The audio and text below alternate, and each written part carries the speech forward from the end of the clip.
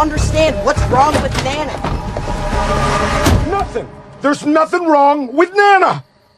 What? Oh yeah, it's back. Stranger Things Season 3. It is pure fuel. Pure fuel. Whoa! Stranger Things is back, and it's bigger than ever. They did this in Season 2. The monster got bigger, the scope of things got bigger, and they're doing it again in Season 3. Enter the Russians, stage left. But look at the date. Season 1 began November 6th, 1983. Season 2 was a year later, October 28th, 1984, 3 days before Halloween. But Season 3 starts with the Russian scene on June 28th, 1984. So this scene actually happens before the start of Season 2, meaning the Russians have been at this for a while now. Cause Season 2 ended with a snowball on December 15th, 1984. And Season 3 picks up after Dustin returns from summer camp, 1985. But again, this opening scene with the Russians was June 28th, 1984. Before the start of Season 2. Pizdец. Crazy Russians. Тashуtka. Commie bastard sure know how to make a spirit, am I right? In the episode 1 introductory scene, we see Elle's mask from her time with 8 in Elle's centric episode 7 from Season 2, where she learned to leverage her anger to fully utilize her power. I wanted to find something from your life.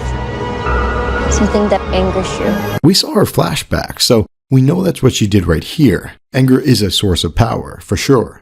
But what about the end of Season 2? Did she really leverage anger to close the portal? Or did she harness a stronger power? Love. Can anger heal a disease? You have a wound, 11. A terrible wound. The Mind Flayer is back in Season 3, so maybe Elle still has to learn that lesson. So if you're lost and on your own, Mike! you can never surrender.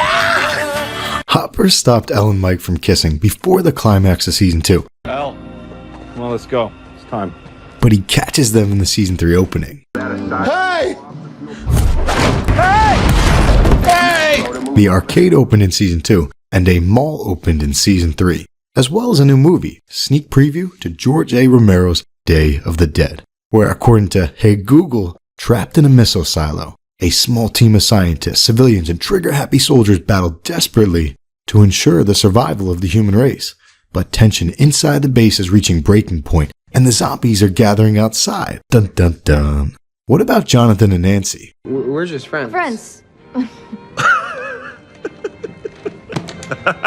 You two are adorable, aren't you? Many of us wondered whether Jonathan and Nancy slept together in Season 2. It seems so for a few reasons. We see them go into the room together, and the scene cuts to this right here. When we meet back up with them in the morning, the Blue Bayou is playing. Since I left my baby behind on Blue Bayou. Then they get caught with Murray's wordplay. That was the pullout. I'm sorry. And Nancy's look says it all. Egg drop. Oops. Shit. What's wrong? It's almost 9. Do you remember in Season 2 how Steve taught Dustin his magic trick? It's Fabergé Organics. Use the shampoo and the conditioner, and when your hair is damp, it's not wet, okay? When it's damp, you do 4 puffs of the Farrah Fawcett spray. Farrah Fawcett? Really? She's hot. Dustin utilized this in Season 2 for the dance, and he still got it. Last time we saw them, Mike was hurt that Max had Dustin and Lucas's attention. Did you agree to this?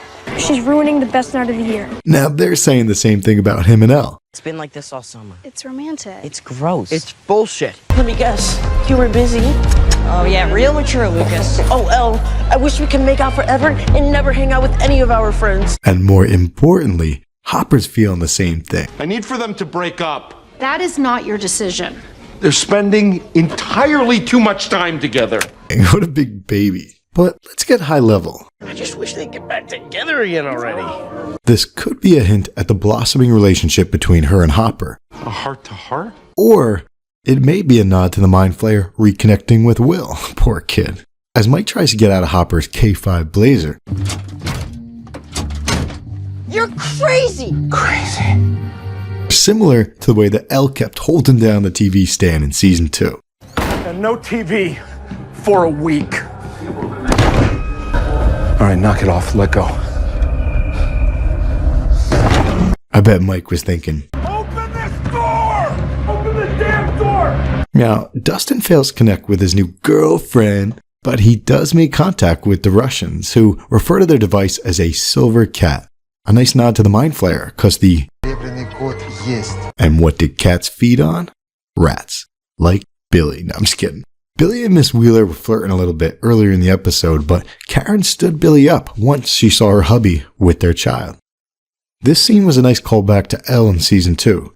Elle did not kill Ray because he had kids.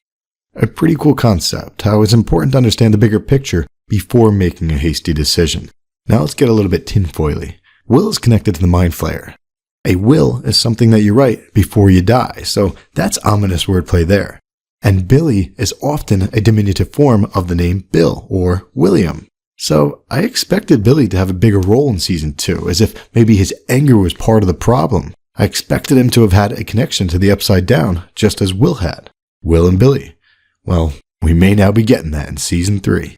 Cause Billy was dragged like the deer in season 1, down a stairwell like we saw Steve go down in season 2, but this time, the human is not alone. That's it for episode 1. It was a lot of fun. Let me know what you got, and if you're new here, hit subscribe. I'll be doing 7 more of these. I'm about to watch episode 2. Catch you on the flip side.